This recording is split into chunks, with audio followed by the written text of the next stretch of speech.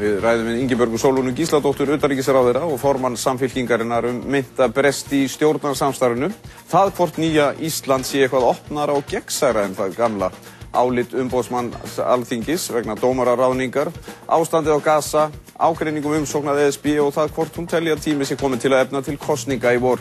En áður en við heyrum í Ingibjörgu Sólrúnu Gísladóttur þá skulum við sjá hvernig stjórnarsamstarfið hefur birst landsmönnum á síðustu dögum í fjölmiðlum. Nýja árið virðist byrja með síendurteknum árekstrum milli Samfylkingarinnar og Sjálfstæðisflokksins í stjórnarsamstarfinu og margir veltaði fyrir sér hvort stjórnarslit séu í vændum. Geir Haarde forsætisráðherra sagði í áramóta ávarpi að til greina kæmi að hans hálfu að efna til þjóðaratkvæðagreiðslu það hvort farið yrði í viðræður Evrópusambandsaðild. Ef það yrði samþykkt myndu stjórnvöld í framhaldi af því ganga til samninga og bera síðan þann samning undir þjóðina með annarri þjóðaratkvæðagreiðslu. Ingibjörg Sólrún ekki sammála þessari leið og segir óþarfi að þjóðin greiði atkvæði það hvort ríkisstjórnin eigi að hefja aðildarviðræður eða ekki. Hún segir nóg að ríkisstjórnin hefji viðræður sem fyrst við Evrópusambandið og náist samningur eigi þjóðin að kjósa þann samning. Þannig standi þjóðin andspænis skýrum kostum. Ég tel að það sé þá mjög eðlilegt að ef við efnum til allsherjar atkvæðagreiðslu hjá þjóðinni á komandi ári og vonandi þá á næsta vori aðild að Evrópusambandinu að þá boðum við bara til almennra kosninga samhliða því. Ingibjörg telur sem sagt eðlilegt að ef kjósa á tvisvarsinnum Evrópusambandsmálið eigi að sameina fyrri þjóðaratkvæðagreiðsluna og alþingiskosningar. Þorgerður Katrín, varaformaður Sjálfstæðisflokksins, furðaði sig á þessari tillögu Ingibjargar í viðtali í Fréttablaðinu þann 4. janúar og benti á að ef samkomulag næðist við ESB þyrfti að breyta stjórnarskránni. Til þess að stjórnarskrárbreyting gangi í gegn þarf 2 þing til að samþykkja slíka breytingu. Þorgerður bendi því á að ef farin verði leið Ingibjargar Sólrúnar þurfi 2 alþingiskosningar á einu ári. Þau Geir og Ingibjörg hafa lengi deilt Evrópusambandsmálin og þann 2. janúar þegar Ingibjörg var spurð í viðtali á Stöð 2 hvort samstarf flokkana héngi á einhvers konar ESB bláþræði, svaraði hún þessu. Já, það hangir á þessum þræði, hvort hann bláþráður eða ekki, látum það líka milli hluta. Björn Bjarnason dómsmálaráðherra velti fyrir sér í pistli á heimasíðu sinni þann 3. janúar hvort Samfylkingin væri að leita að ástæðu til stjórnarslita með Evrópuumræðinni. Ef að Samfylkingin væri svona upptekin af því að efna til stjórnarslita við Sjálfstæðisflokkin, þá væri hún búin að gera það á öðrum forsendum því að þær hafi sjálfur sér nægar verið ef út í það farið. Já, Ingibjörg, velkomin. Byrjum bara aðeins á þessum orðinum. Ertu til að útskýra þetta aðeins betur fyrir okkur? Hvað áttur við með því að það hafi verið nægar ástæði fyrir hendi nú þegar og þyrfti þá ekki Evrópusambandi til að væntanlega slíta þessu stjórnarsamstarfi? Ég hef nú svo sem útskýrt þetta einhvers staðar í kjölfar þessa viðtals og það sem ég var að vísa þarna til er að sjálfur sér bara hrunið á fjármálamarkaðnum, hrun bankakerfisins, þetta kerfishrun sem við stöndum andspænis, sem að þetta margir í Samfylkingunni vilja tengja stjórnarsamstarfi Sjálfstæðisflokks og Framsóknar. Það gæti sjálfur sér gefið þetta tilefni ef að við værum að leita að leið til að slíta. En við erum bara ekki þannig flokkur að við séum að leita að leið til að slíta. Slít í stjórnarsamstarfi hljóta fyrst og fremst að vera ef að það er ágreiningur uppi á milli flokkana sem ekki er hægt að leiða til lykta, ef ekki er hægt að leysa hann farsælega. Og það hefur ekki verið uppi í þessu stjórnarsamstarfi. En hefur verið krafa innan þingsflokks og innan þingflokksins á einhverjum tímapunkti eftir að þessar hörmungar dundallar yfir okkur að slíta þessu stjórnarsamstarfi út frá þessu sem þú segir, að þetta hefur verið tengt við fyrri ríkisstjórn á þínu fólki? Svo krafa hefur ekkert verið uppi en þau sjónarmið hafa sannarlega komið fram í Samfylkingunni og það hefði ekki þurft annað að fylgjast með flokkstjórnarfundinu sem við héldum í nóvember, þar sem ég held einmitt ræðu og talaði fyrir því að við værum ekki að boða til kosninga, við værum í miðjum björgunarleiðangri eins og ég sagði og það væri algjörlega ótímabært að vera að tala um kosninga og þá voru þær raddir uppi í Samfylkingunni. Íhugaðu það ekkert sjálf að það væri ef til kostur eða? Nei, aldrei. Og það auðvitað ástæðan er þessi að við erum að vinna mjög mikilvæg verk og við verðum að leiða þetta til lykta og fólk verður að treysta því að við séum að vinna þessi verk af í góðri samvinnu og eindrægni. En ef að fólk treystir því ekki, og nú ansið margt sem bendir til þess að sé hans í stór hluta af þjóðinni sem einfaldlega bara treysti ekki núverandi valdhöfum til þess að leysa þetta. Já, við höfum auðvitað orðið vör við það. Það eru auðvitað heilmikil mótmæli uppi og kröfur. En sko, það breytir ekki því að það var kosið fyrir 18 mánuðum síðan. Auðvitað við allt aðrar aðstæður heldur en núna eru. En það var kosið og það var mynduð ríkisstjórn og maður verður að vera undir það búin þegar það gerist að taka það súra með því sæta og taka því mótlæti sem maður verður fyrir á þeirri vegferð og reyna að leysa sem best úr því. Og það er ég bara ákveðin að reyna að gera. En hvað gerist ef að sjálfstæðismenn eins og þú hefur nú, ekki bara gefið í skyn heldur sagt nokkuð örugglega, að ef að sjálfstæðismenn, komast ekki að þeirri niðurstöðu að það er að fara að snúa sér í áttina að Evrópu eins og þeir hafa ekki viljað gera hingað til. Hvað gerist ef að það verður ekki niðurstaðan í janúar? Er þá útlit fyrir að þessu stjórnarsamstarfi verið slitið? Sko, þá erum við auðvitað í þeirri erfiðu stöðu sem að við verðum þá að leysa úr í febrúar, þessi samstarfsflokkar, að við í rauninni stefnum í mjög ólíkar áttir hvað varðar svona framtíð íslensks samfélags. Við lítum svo á í Samfylkingunni að það sé mjög mikilvægt núna eftir þetta efnahagshrun að það liggi skýrt fyrir hvert við ætlum að stefna. Því að það getur skapað þann svona stöðugleika og það öryggi og þá svona kannski ró í samfélagið sem að þarf. Og ef að flokkarnir eru með mjög ólíkar skoðanir á því annar þeirra hafnar alfarið þessari leið og hinn er ákall þessar skoðunar, þá erum við komið með mjög vanda. En er þá ekki komin upp þessi ágreiningur sem þú talaðir áðan og ansi stór ágreiningur sem að þú talaðir að þyrfti að vera uppi til þess að sé slitið stjórnarsamstarf? Jú, hann gæti alveg verið uppi þá. Ég hef aldrei dregið neinn dul á það, ég er bara alveg heiðarleg með það að sko við auðvitað, það var tvennt sem að ég hef sagt við mitt fólk í flokknum að annars vegar þá er mjög mikilvægt að við vinnum þessi verk sem að tengjast hruni íslenska efnahagskerfisins eða fjármálakerfisins og við einhendum okkur í það og við stökkum ekki frá borði við þær aðstæður. Hins vegar er mjög mikilvægt líka að við leiðum þessi Evrópumál til lykta og við auðvitað viljum sjá hvað sjálfstæðisflokkurinn er tilbúinn, hvert hann er tilbúinn að fara með okkur í þessu málum. En ertu ekki með öðrum orðum að hóta sjálfstæðisflokknum því að það verði þetta stjórnarsamstarf, það lifi ekki veturinn ef að þeir komist ekki að niðurstöðu sem er þér og ykkur samfylkingafólki þóknanlega á þessu landsfundi? Ég er ekki að hóta einu eða neinu. Það liggur í orðunum. Nei, sjálfstæðisflokkurinn verður auðvitað á sínum landsfundi að gera það upp við sig hvað hann telur farsælast til þessa þjóð. Það verður hann að gera. Þarf hann ekki að gera það upp við sig, ertu ekki að segja það hann þurfa að gera það upp við sig hvort hann ætlar með ykkur eða öðrum? Jú, vantanlega stendur hann þá andspænis því hvort hann er tilbúinn að fara með okkur í þessa vegferð með einhverjum hætti og við verðum að ræða það í febrúar eins og ég segi. Annað, varðandi kosningar, þú hefur eins og þú talaðir hérna áðan, þú talaðir þessar björgunaraðgerðir og auðvitað eru skiptar skoðanir á því hvernig þessar björgunaraðgerðir ganga. Ertu ennþá á því að það sé ekki rétt að það er hvernig sem þessi mál fara á þessum landsfundi í janúar, með það sem þú varst að segja hérna áðan, að það sé ekki rétt að efna til kosninga næsta vor? Ég tel að það sé sjálfur sér, ef við komumst að þeirri niðurstöðu að við ætlum að einhenda okkur í það, að sækja aðild að Evrópusambandinu og fara í það ferli, það viðræðu ferli, að þá förum við ekki í kosningar á sama tíma, vegna þess að þá koma kosningarnar sem niðurstaða af því ferli. Og hvað það er langt veit ég ekki, hvort að það er ár, það er hugsanlegt.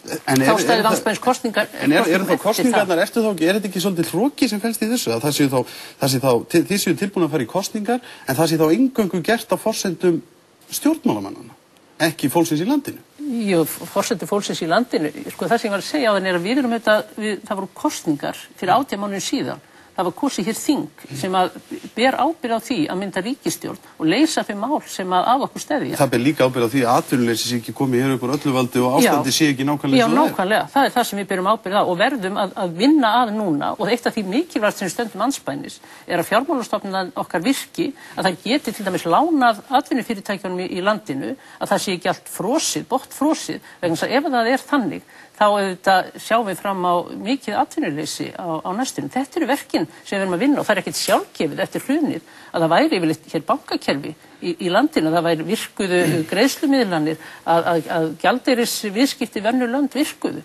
Allt þetta verðum við að gera og vinna að. Annað, varðandi utanríkismál og þá ástandið á Gaza og þessar árásir Ísraelshers sem við höfum nú fengið að fylgjast með úr fjarlægð hérna Íslendingar eins og heimsbyggðin. Einhver meiningamunur á milli ríkisstjórnarflokkana hvernig og með hvaða hætti eigi að fordæma þær aðgerðir eða hvort að eigi yfir höfuð að fordæma aðgerðir Ísraelsmanna þar? Nei, það engin meiningamunur. Ég fer með utanríkismálin fyrir hönd ríkisstjórnarinnar og að því það hefur vaknað ákveðinn misskilningur þá, ég vorði vör við það, ég verið að fá svona SMS og tölvupósta það að það sé einhver linkind í ríkisstjórninni að vilja ekki álykta ástandið á Gaza, þá það ekki þannig. Af hverju þá ekki búið að því? Ríkisstjórnin Íslands, hún ályktar almennt ekki. Það skiptir engu máli hvort það utanríkismál, hvort það Gaza eða menntamál eða atvinnumál, hún ályktar ekki. Ríkisstjórnin þarf koma ráðherrarnir hver sig með sín mál inn í ríkisstjórnina, fá umboð til að leggja fram frumvörp ef því að skipta, eða fá umboð til þess að álykta mál, ef að þeir telja sig Hefur þetta verið rætt í ríkisstjórn eitthvað? Þetta mál? Já, þetta hefur verið rætt í ríkisstjórn. Og engin meiningamunur á milli að því að bara það að fyrir þá sem þekkja til þessara beggja flokka þá vita það að það innanborðs menn sem eru algjörlega á sikkurum kantinum varðandi deilur þessara tveggja aðila. Þetta eru stórir flokkar, þetta eru 2/3 þingmanna sem þarna eru og að gefur auga leið að það meiningamunur á milli fólks. Þetta eru 2 flokkar en það alveg ljóst að við erum öll samtaka í því að horfa á þessa atburði með bæði hryggð og anstíð það sem þarna að gerast. Ég held að það engin meiningamunur í því. En innan ríkisstjórnarinnar? Ég að tala ríkisstjórnina. Ég að tala ríkisstjórnina þegar ég segi þetta. Að hún standi fyllilega á bakvið það til dæmis þær yfirlýsingar sem þú hefur gefið frá því? Ekki hef ég orðið vör við annar.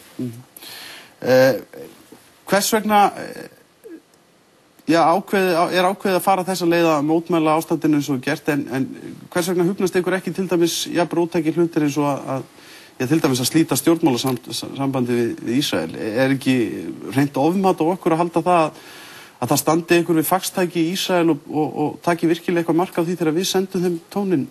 Jú, en má ekki alveg segja að það sé þá hreint ofmat á okkur að það skipti ykkur máli að við slítum stjórnmálasambandinu við Ísrael. Þú rökfært þetta á hvort veginn sem Aðalatrið að við höfum almennt ekki notað það að slíta stjórnmálasambandi við ríki undir svona kringumstæðum. Það hafa áður gerst hörmungar í heiminum og það hafa áður verið vond stjórnvöld sem að hafa sem við höfum kannski viljað koma harkalega mótmælum og framfæri við. Og við höfum reynt að nýta stjórnmálasambandið, halda tengslunum, en ekki að slíta þau.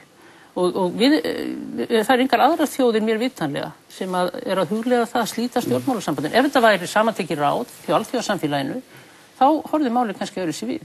Það sem ég tel að myndi skipta miklu máli núna og þyrfti í rauninni einhvern veginn að hann á alþjóðasamfélaginu til þess að fallast á það og deiluaðilum og það að senda alþjóðlegt lið inn á svæðið til þess að stilla til friðar og til þess að svona ganga á milli deiluaðila. Vegna þess að það ekki hægt að horfa upp á það að það sé bara eitthvað tvíhliða mál og alþjóðasamfélagi blandi sér ekki í þetta með meira afgerandi hætti. Annað, aðeins varðandi því heldur einn af mörgum blaðamannafundum í gær, því Geir Haarde og þá kemur allt inn í ljós eftir margra mánaða bið að það liggur fyrir lögfræði álit sem að segir það að við getum líklegast ekkert farið í mál vegna beitingu Bretana á hryðjuverkalögunum gegn okkur eftir allar yfirlýsingar það hversu ofboðslega slæmur sá verknaður var og hvernig það var allt saman. Bendir það ekki bara einfaldlega til þess að Bretar hafi bara verið í fullum rétti með það sem þeir voru að gera? Þeir hafi einfaldlega, hvað sem það svo var, af því að það við höfum ekki fengið að vita það almennilega ennþá að þeir hafi einfaldlega bara verið í fullum rétti? Fyrsta lagi var nú engin blaðamannafundur í gær. Það var fór yfirlýsing frá ríkisstjórninni það hvernig við ætlum að taka á þessum málum. Í öðru lagi þá það sem að gerðist í Bretlandi, það fyrst og fremst pólitísk árás.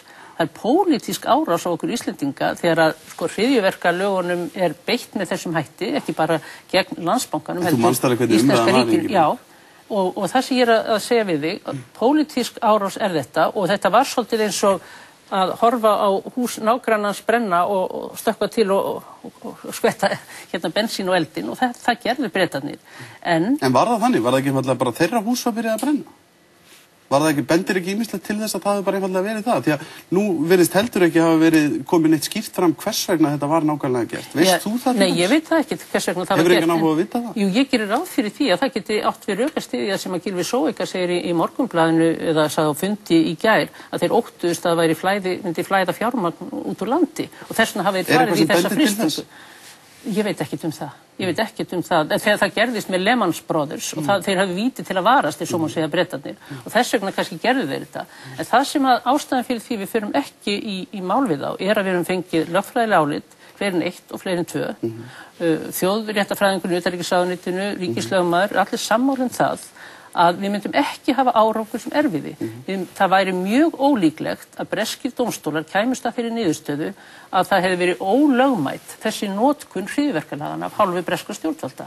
Og þá er það spurning hvort það ekki betur heimasett en að staðfarið ef við færum fyrir dómstólana, eittum í það 1 milljón punda eins og þeir töluðum sem er 200 milljón íslenskra króna og kæmum út með skottið á milli lappana. Er það sem að menn vilja sem er ekki okkur lögækja núna að fara í dómsmál þrátt fyrir þessar ráðleggingar gegn því. Það breytir ekki því að við þurfum auðvitað að takast á þetta mál pólitískt gagnvart Bretunum og við verðum að leiða það til lykta gagnvart þeim pólitískt. Það eru aðrar yfirlýsingar sem hafa komið fram og margoft komið fram á blaðamannafundum þó að nú ekki verið á neinum blaðamannafundi sem var greinilega ekki haldinn í gær. Það er varðandi það að nýja Ísland eigi að vera opið og gagnsætt og hér eigi ekki að vera nein leyndarhjúpur og allt í þá veruna. Síðan kom út bankaskýrslur sem eru unnar á endurskoðunarfyrirtækjum og hafa nú það hefur nú svo sem verið gagnrýnt hvernig var lagt á stað með það, sérstaklega gagnvart Glitni. Koma fram þessar skýrslur og þá segir forstjóri fjármálaeftirlitsins einfaldlega að hann ætli ekki að birta þær. Þetta sé eitthvað sem að almenningur eigi þá ekki að sjá. Aðalatriði sé að það verið unnið faglega úr skýrslum endurskoðunarfyrirtækjanna. Það er til dæmis ekki að gefa það út hvort að endurskoðunarfyrirtækin hafi fundið eitthvað óhreint mjöl í pókaháttin inn í þessum bönkum. Er þetta það sem við megum að vona á næstu mánuðum þegar að þessar rannsóknir sem að þessi opinberu aðilar er að vinna? Nei, ég sá þetta bara eins og þú í fjölmiðlunum í gær. Fannst þetta ekki óeðlilegt? Það sem að, það er auðvitað hægt að sjá það kannski frá 2 mismunandi sjónarhornum. Annars vegar er verið að vinna þessar skýrslur fyrir fjármálaeftirlitið til þess að það geti síðan lagt mat á það hvort að allt hafi verið með feldu í þessum bönkum eða ekki og það er eðlilegt að fjármálaeftirlitið ætli sér kannski einhvern tíma til þess að skoða þær og koma síðan út með þetta mat og þá eru skýrslunar auðvitað innlegg í það. Hins vegar má auðvitað horfa á það eins og þú ert að leggja þau upp að allt þetta eigi að birtast opinberlega hvort það á að gerast strax. En lögfræðiálitin til dæmis sem við vorum að ræða um áðan, er ekki eðlilegt að þau verði birt? Sem voru unnin fyrir ykkur út af hugsanlegri málsvörn Breta? Jú, ég hélt nú að álitið meðal svo ríkislögmanni sem er svona unnið upp úr þessu breska að það væri aðgengilegt fyrir fjölmiðla, ég vissi ekki annað. Annað mál sem hefur verið töluvert rætt síðan umboðsmaður Alþingis. En aðeins út af þessu með þetta gegnsæi og stjórnfestu í þessu nýja Íslandi. Nýja Ísland er ekki orðið til. Vonandi tekst okkur og hratt og vel að byggja hér upp nýja menningu á sviði stjórnsýslu og stjórnfestu. En þetta er ekki nú 3 mánuðir. Og verður að horfa á það í því ljósi. Þetta er ekki langur tími sem liðin er. Þannig að þið eru ekki byrjuð, nýja Ísland er ekki byrjuð? Jú, við erum byrjuð, en við erum ekki búin að ljúka því verki og ég hef stundur líkt því, þetta er eins og mokaskapl. Maður er í miðjum mókstrinum. Ok. Umboðsmaður Alþingis komst að þeirri niðurstöðu að það hefur verið miklir annmarkar á næstum því öllu ferlinu þegar var ráðinn dómari við Héraðsdóm Norðurlands og reynda við Héraðsdóm Austurlands líka, þessum var ráðningin á Þorsteini Davíðssyni og það hlýtur að vera ákveðin áfellisdómur yfir fjármálaráðherrunni sem er settið dómsmálaráðherra. Hvað finnst þér sjálfri þetta mál núna þegar að þessi niðurstaða umboðsmanns er komið? Mér finnst það er alltaf miður og það hlýtur alltaf að vera svona ákveðin skellur fyrir stjórnvöld þegar þau fá á sig umsögn, hvort sem það nú frá jafnréttisnefndum eða úrskurðaraðilum jafnréttismál eða úrskurðaraðilum eins og umboðsmanni Alþingis, þar sem að sagt er að það sé ekki rétt að málum staðið varðandi svona hluti. Það er auðvitað alltaf slæmt og það er auðvitað eitthvað sem að hann hlýtur að Sigurður taka Líndal segir hann hafi brotið stjórnsýslulög og það eru fleiri lögmenn sem við höfum talað við sem segja að þarna hafi stjórnsýslulög verið brotin, þarna hafi ekki verið sinnt rannsóknarskyldu. Sigurður sagði líka að fyrri ráðherrann, dómsmálaráðherrann hefði brotið þessi stjórnsýslulög með því að koma málinu ekki strax í hendurnar á honum. Þetta virðist algjörlega meingallað. Ingibjörg Sólrún í stjórnarandstöðu hefði nú ekki hikað við það að fordæma þetta. Þetta ekki til fyrirmyndar. Ég ekki að halda því fram að þetta sé eitthvað til fyrirmyndar. En styðurðu ráðherrann? Styð ég ráðherrann? Til þess að sitja til dæmis áfram eftir þetta? Ég ætla ekki að setjast í þær stellingar að gera einhverja kröfu að ráðherra víki við þessar aðstæður. Ráðherrar og fólk í stjórnsýslu hefur áður brotið eða farið á svig við lög. Og það þá allt í lagi? Nei, það ekki allt í lagi. En af hverju þú ekki að hafa skoðun á því? Hann situr þarna að hluta til í þínu umboði. Ég að segja það, ég ekki að mæla því bót að menn fari ekki að réttum reglum. Alls ekki, en hvort að það á leiða til þess, til afsagnar, það svolítið önnur saga. En nýtur hann þíns traust til dæmis í þessu ljósi? Hann settur dómsmálaráðherra í þessu máli. Árni Matthísen fjármálaráðherra að öðru jöfnu. Og ég treysti Árna Matthísen. Já, þetta verk sem hann vinnur sem ráðherra. Nýtur hann traust eftir þetta? Ég treysti Árna Matthísen til allra góðra verka. Gunnar Helgi Kristinsson talaði þarna að það hefur verið gengið freklega inn á svið dómsvaldsins. Þið hafið lagt það til Samfylkingin eða lögðu til að minnstakosti með þeim voru í stjórnarandstöðu að það þyrfti 2/3 hluta þings til að kjósa hæstaréttardómara til dæmis. Af hverju eru þið ekki búin að gera neina breytingar á þessu ferli? Þið hafið nú setið í 18 mánuði í ríkisstjórn eins og segir. Já, ég meina það var alls konar siðbót sem þið töluðuð fyrir kosningar og það hefur kannski ekkert mikið að því komist í verk. Jú, það hafa alltaf verið deilur það hvernig að skipa hæstaréttardómara og hvað sé besta leiðin til þess. Ég held að séu margir sammála það að sú leið sem að nú farin, hún ekki svo besta og það verður að finna einhverja nýjar leiðir sem að meiri sátt getur skapast Það er auðvitað ekki gott að það rísi upp svona mikil ágreiningur eins og gert hefur skipan hæstaréttardómara. En okkar leið, það er hægt að hafa á henni skoðanir líka. Við erum að sýna fram á hvað væri hægt að gera ef að menn getur náð saman það. En það er auðvitað Sjálfstæðisflokkurinn sem fer með dómsmálin í ríkisstjórninni. Við erum að tala ráðherra. Hvað með ráðherra skipti sem hefur verið talað það eru liðnir þetta margir mánuður og þú segir að nýja Ísland sé ekki ennþá orðið til. Það eru þetta margir mánuður. Fólk horfir fram á atvinnuleysi. Það er alls konar hörmungar sem hafa dunið á þessari þjóð. Fólk hlýtur að velta því fyrir sér hvernig má það vera. Það hefur engin, hvort sem það er kjörinn fulltrúi, sagt af sér beinlínis út af þessu.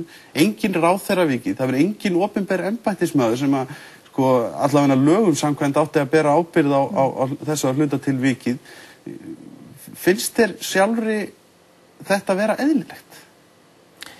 Ég ætla aðeins aftur að segja þetta með nýja Íslanda, því mér finnst þetta, þessi óþreyja og þessi hugsun það. Af hverju er þetta óþreyja? Jú, að við getum stytt okkur leið, að við getum byggt upp nýtt Ísland á rústum þessa kerfishrun sem hér var á einhvernum 3 mánuðum. En hvað með þessa menn sem ég er að tala til dæmis eins og seðlabankastjóra, forstjóra fjármálaeftirlitsins? Ég er að tala fjármálaráðherra, viðskiptaráðherra, ykkur tvö, þig og Geir. Ég treysti mér ekki til þess að fullyrða að þessir menn sem að þú ert að nefna þarna og ég get ekki setið hér í þeirri stellingu og sagt að þeir beri ábyrgð á þessu bankahruni. Ég held að það sé öðru fremur þrennt sem er ástæði fyrir þessu kerfishruni sem við urðum hér fyrir.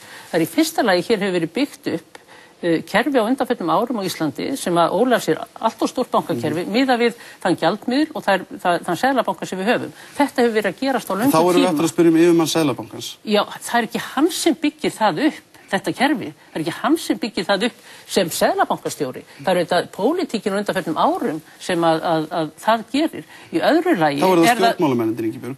Já, ég meina, það er þá bara þingið allt og þeir sem settu þessi lög og hafa verið hér við stjórnvölin á undanförnum árum, hvað ætlar að gera? Af hverju er þá enginn af þeim til að segja af sér? Af hverju hefur engin breyting orðið? Já, þingmennirnir eru kosnir og hvernig eiga þeir að standa núna upp unnvörpum og segja af sér býtu til þess að hvað vilt það gerist? Það axla einhverja ábyrgð, er það eitthvað óeðlilegt? Það er til nóga fólki í þessu landi, Já, það gerist þá væntanlega bara í kosningu þegar þar að kemur. Þá hefur fólk all tækifæri til þess að kveða upp sinn dóm og skipta út stjórnmálamennunum. Það gerist venjulega á 4 ára fresti og stundum með slíktir í millibíli.